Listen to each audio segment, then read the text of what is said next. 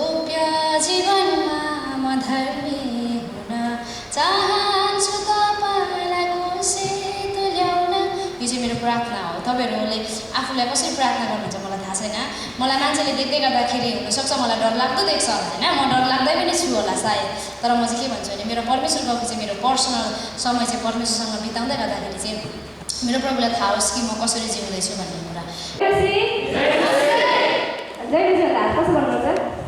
अहिले तपाईँहरूले एउटा फेसबुकमा भिडियो हेर्नु भएको छ 2026मा चाहिँ जस्तै एउटा जय मसी भन्ने जय फेरि 27मा जय मसी होइन, फेरि 58मा जय मसी गर्नु पनि नभउने अवस्थाहरू त्यहाँ देखाएको छ क्या। अबको समयहरू चाहिँ यस्तो खालको भएर गयो। पहिलेको समयहरूमा हामी के अरे हाम्रो पढ्दै गर्दाखेरि एउटा सर हुनुहुन्थ्यो, नमस्कार सर भन्नुहुन्छ नि, सरले चाहिँ नमस्कार यसो गर्नुहुन्थ्यो क्या। अनि कतिजना नानीहरूले याद गरिरहेको हुन्छ, तपाईँलाई थाहा छ जय मसी भन्नाले अस्ति मैले एकचोटि भिडियो कलमा सायद जय मसी भन्दा एउटा यसो गरिदिएँ कि नानीले मलाई हात त दुईटै जोड्नुपर्छ एउटा मात्रै हुँदैन भने। एउटा नानीलाई थाहा छ जय मसी गर्दै गर्दाखेरि कतिवटा हात जोड्नुपर्छ भनेर। जय मसी एउटा आदरणीय जय मसी हुनुपर्छ हाम्रो। हालेलुया हालेलुया। सबैजना एकदमै जोसिलोको साथ बस्नु होला। म धेरै टाइम बोल्दिनँ किनभने गर्मीको कारणले तपाईँहरू सुन्न सक्नुहुन्न भन्ने कुरा थाहा छ। तर सबैभन्दा ठुलो कुरा चाहिँ परमेश्वरको उपस्थिति हो। आमेन हालेलुया हालेलुया। येशू राजा हुनुहुन्छ। आमेन। छैन त नि आवाज यति भन्नु भने चाहिँ नि म भए चाहिँ नि उफ्रिँदै आमेन भन्थेँ। जस्तै हाम्रोमा प्रोग्राम भएको थियो अनि एउटा भाइहरू चाहिँ पछाडिको भाइहरू चाहिँ यति साह्रो हालेलुया भने कि साइडको आमाहरू चाहिँ छक्क परेर हेरेको नि पागलहरू क्या हो भनेर। हामीले दुबईबाट सुशान्त दाइ ल्याएको थियौँ, दाइ हुनुहुन्थ्यो। अनि उहाँले बोल्दै गर्दाखेरि चाहिँ कसैलाई निन्दै नलागेको, नानीहरू त अगाडि बसेर यसरी हेरेको क्या। परमेश्वरको उपस्थिति त्यस्तो कुरा हो। अनि भोलिपल्ट चाहिँ सबैभन्दा फर्स्टमा नानीहरू आएको क्या अगाडि भजन सुन्नको लागि। हालेलुया। आज हामी सबैजना बुझ्नेछौँ, सबैजना हामीलाई थाहा छ। तर म चाहन्छु म तपाईँहरूभन्दा धेरै सबै कुरामा म सानो छु। तपाईँहरू एकदमै आदरणीय जनहरू हुनुहुन्छ, प्रभुको छोराछोरीहरू। तपाईँहरूलाई म आदर गर्दै एउटै कुरालाई म भन्छु, तपाईँहरू सबैजनाले वचनको समयमा चाहिँ मलाई होइन तर तपाईँ परमेश्वर आदर गर्नुहुन्छ भने तपाईँले ध्यानसित सुन्नुपर्ने हुन्छ। आमेन। म येशू राजा हुनुहुन्छ भन्छु, तपाईँ आमेन भन्नुहोस् ल। येशू राजा हुनुहुन्छ। अनि के आउनु त येशू राजा हुनुहुन्छ। आमा दिदी बहिनी गएको छैन। येशू राजा हुनुहुन्छ। येशू जिउँदो हुनुहुन्छ। सधैँ यत्तिकै जोसमा वचन सुन्नुपर्छ। हालेलुया। किनभने आमोसको पुस्तकमा सधैँ भन्छ के भन्छ, अबको समयहरूमा वचन सुन्नेको चाहिँ के हुन्छ अरे हलिकाल। यसको मतलब धेरैजनाको चाहिँ शैतानले चाहिँ आफ्नो समझहरूलाई बन्द गरिदिएको छ, सुन्ने शक्तिहरू कम गरिदिएको छ। तर त्यो भित्र हामी पढ्नु हुँदैन। हालेलुया। खुसी लाग्यो आजको समय। अनि हाम्रो विशेष गरेर तपाईँले चिन्नुभयो, त्यो त सुन्नु भएन, हाम्रो अङ्कलले गीत मिठो गाउनु भएको थियो। उहाँ चाहिँ हाम्रो आफ्नै अङ्कल हुनुहुन्छ। हाम्रो तपाईँले देखिराख्नु भएको छ स्थानीय पास्टरको भाइ हुनुहुन्छ, भर्खर मात्रै विदेशबाट आउनु भएको। अनि उहाँलाई चाहिँ हामीले नै गीत चाहिँ गाउनु लगाएको हो होइन। अघि एकछिन सुनेर गाउनु भएको र पनि राम्रो गाउनुभयो। एकदमै धन्यवाद। तपाईँले अझै चिन्नको लागि सजिलो चाहिँ समिलो सलिनाको चाहिँ आफ्नो बाबा हो उहाँ चाहिँ। अनि सबैजना उता मम्मी भाइहरू सबैजना फ्यामिली नै आउनुहुन्छ। अनि आजको हाम्रो कलवारी सिटी चर्चमा हामी सबैजनालाई स्वागत छ। र हामी सुन्दै गर्दाखेरि अनि मलाई तिमोथीले गीत गाउँदै गर्दाखेरि चाहिँ मलाई साँच्चै नै हृदयमा मलाई टच हुन्छ। मैले अस्ति पनि भनेको थिएँ। अनि उसमा चाहिँ यस्तो मिठो भोइस छ। अनि त्यो भोइस सुन्दै गर्दाखेरि चाहिँ सुन्ने हरेकलाई चाहिँ यति साह्रो आकर्षण गर्ने खालको भोइस छ क्या उसको। अनि यसै कारणले गर्दाखेरि उसलाई चाहिँ मौका मिल्यो भने बालसन्ती गीत चाहिँ उसले गायो भने एकदमै राम्रो हुन्छ। हाम्रो मामाले गीत धेरै लेख्नु भएको छ। अनि एकदमै राम्रो गिटारहरू पनि नसिकिकन सायदै उसले ट्रेनिङ पायो भने र उसको भोइसले चाहिँ परमेश्वरको महिमा गर्न सक्छ है। भोलिको दिनमा आफ्नो बाबालाई उसले सेवाकाईमा फुल सपोर्ट गर्न सक्छ जस्तो मलाई लाग्छ। अनि यसै कारणले गर्दा हाम्रो भाइ बहिनीले एकदमै ट्यालेन्ट छ होइन। हाम्रो जोइसमा आएर टाढोबाट मैले के याद गर्थेँ भने जोइसमाले मलाई अब दिदी म नाच्छु भनेर त अस्तिको चोटि पार्नु थिएन नि त। यसरी हामीले अर्कोचोटि आउँदा नाच्ने भनेर चाहिँ बिर्सेकै रहेछ होइन उसले। अनि आज एकदमै राम्रो नृत्य गरेर हाम्रो जोइसमाले पनि गरेछ। अनि सबै कुराबाट परमेश्वरकै महिमा भएको छ। हालेलुया हालेलुया। हामी जे पनि गर्छौँ ती सबै कुरा परमेश्वरको महिमाको लागि। आमेन हालेलुया हालेलुया हालेलुया। यति नभने चाहिँ घुराइदिन्छ होला नि त। 7औं दिनमा चाहिँ विश्राम भनेर चाहिँ चर्चभित्रै सुत्नु हुँदैन होइन, हाम्रो चाहिँ त्यस्तो समयहरू छ अरे होइन। तर हामी सुत्नु हुँदैन, सुत्दै गर्दाखेरि चाहिँ वचन चाहिँ खोसिन्छ। तर हामी चाहिँ परमेश्वरको वचनलाई चाहिँ सुन्ने अनि पालना गर्ने व्यक्ति हुन जरुरी छ। आमेन। अनि म आशा गर्छु तपाईँहरू एकदमै सन्चै हुनुहुन्छ, खुसी हुनुहुन्छ, आनन्दित हुनुहुन्छ, प्रभुको उपस्थितिमा प्रत्येक दिन प्रभुसँगको सम्बन्धमा असल तरिकाले जिउँदै हुनुहुन्छ। अनि म पनि कोसिस गरिरहेको छु, तपाईँहरू कोसिस गर्दै हुनुहुन्छ।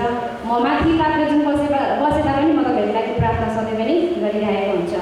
अनि यहाँ क्यामेरा तेर्सिँदै गर्दाखेरि चाहिँ म अलिक डराउँदैछु होइन, मलाई चाहिँ अगाडि क्यामेरा आयो भने चाहिँ म अलिक डर लाग्छ, त्यही पनि केही छैन। अनि अङ्कलको मैले युट्युबमा देख्दै थिएँ, युट्युब च्यानल रहेछ उहाँको, सबैजनाले एकदमै हेरेर धेरैवटा लाइक माग्दैन, एउटै मात्रै माग्छ, धेरैवटा त्यो भन्दा क्यान्सल हुन्छ है।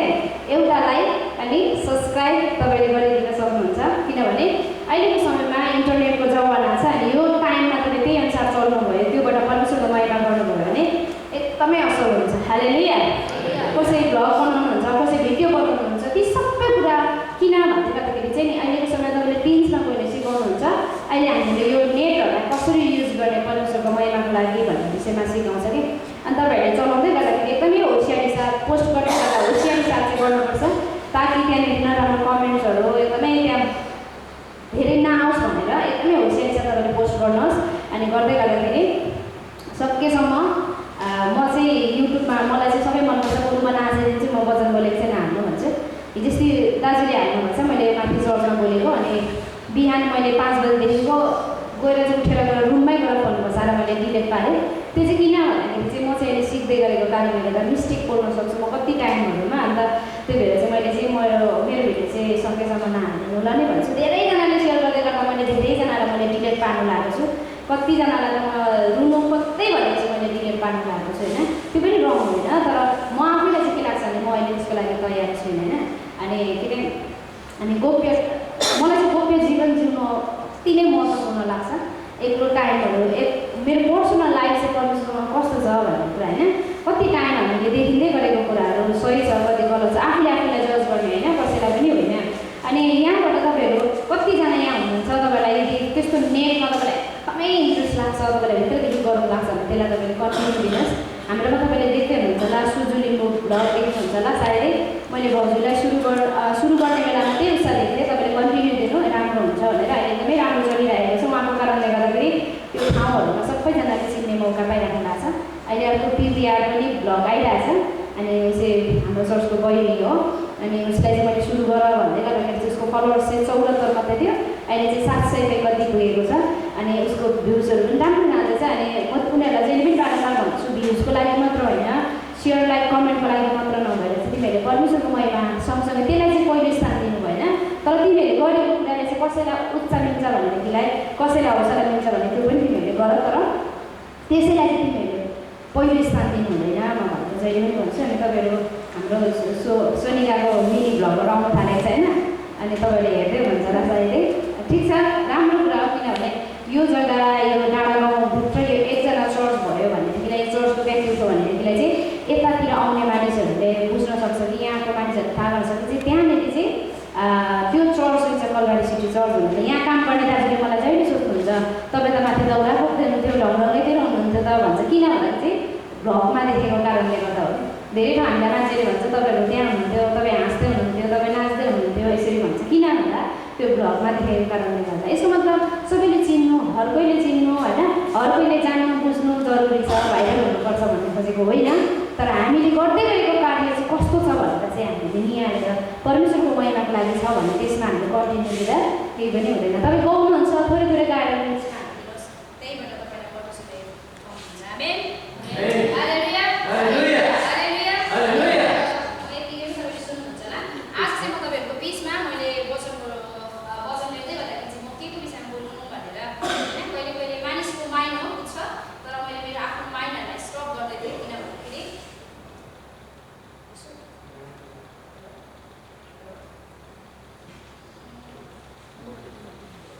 परमेश्वरको भय भन्ने विषयमा म आज तपाईँहरूको बिचमा बोल्दैछु।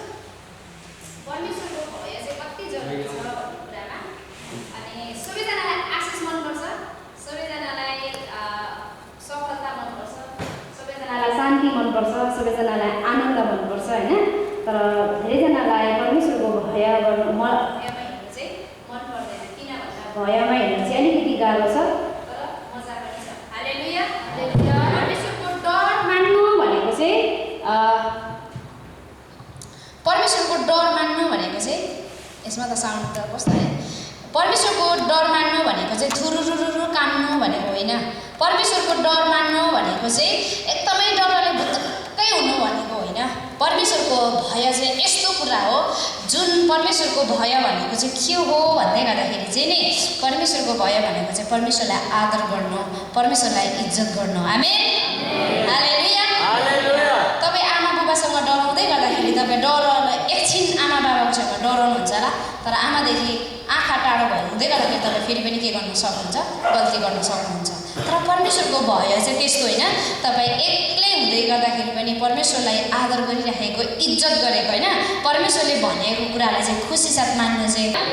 अनि व्यवस्थाको पुस्तकमा हामीले 10:12 अनि त्यहाँदेखि व्यवस्था 4:23-24मा हेऱ्यौँ भने त्यहाँनिर इस्राएलीहरूलाई भन्नुभएको छ कि मोसाले